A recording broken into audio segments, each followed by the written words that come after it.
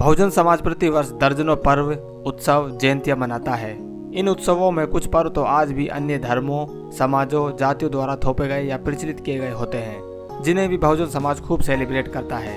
खुद की सांस्कृतिक विरासत खड़ी करने के लिए खुद के उत्सव मनाने होंगे। इस बात को बाबा साहब, मान्यवर साहब कांशीराम जैसी महान शख्सियतों ने भली भांति समझकर इसे समाज में उतारने का काम किया। इन्हीं की बदौलत आज देश भर में विभिन्न बहुजन समाज के नायक नायिकाओं की जयंतियां और पुण्यतिथियां बड़ी संख्या में मनाई जाने लगी हैं। बड़ा सवाल ये है कि हमें इन बहुजन नायकों की जयंतियों को क्यों मनाना चाहिए।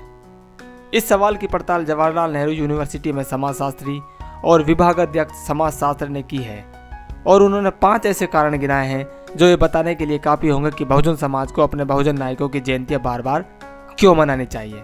तो चलिए एक एक करके प्रोफेसर विवेक कुमार के तर्कों को जानते हैं।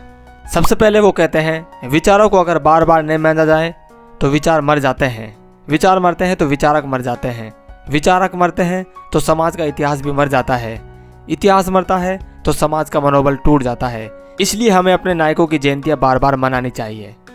दूसरा वो कहते हैं, बहुजन जब बाबा साहब की जयंती या अन्य बहुजन नायकों नायिकाओं की जयंतियों में उनके चित्र के आगे मोमबत्ती जलाते हैं तो वो बाबा साहब द्वारा या अन्य बहुजन नायकों नायिकाओं द्वारा बहुजनों के लिए किए गए अनंत त्याग एवं संघर्ष, उनके द्वारा सहे गए दुखों एवं अनादरों के प्रति अपनी कृतज्ञता प्रकट करता है, उनको धन्यवाद ज्ञापित करता है, अपने आप को उनका ऋणी मानता है।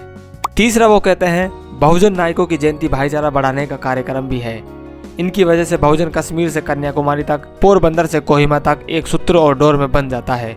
अब तो इन जयंतियों की वजह से Canada, California, Cambridge, Qatar, Australia से आबू धाबी तक विदेशों में भी रह रहे बहुजन एक धागे में बंधे हैं। चौथा वो बताते हैं, बहुजन नायकों की जयंतियां ही बहुजन दलितों की सांस्कृतिक पूंजी है, वरना उनके पास न कोई त्यौहार है न ही कोई मेले।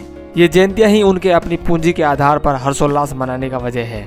और अंत में वो कहते हैं, बहुजन नायकों नायिकाओं की जयंतियों में होने वाले समारोह ही आने वाली पीढ़ी का सामाजिकरण करने और उन्हें अपनी संस्कृति का वाहक बनाने में अहम भूमिका निभाते हैं।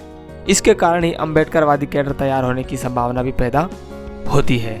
प्रोफेसर विवेक कुमार के इन विचारों पर आप क्या सोचते हैं? अपनी राय कमेंट बॉक्स में जरूर दीजिए। धन्यवाद।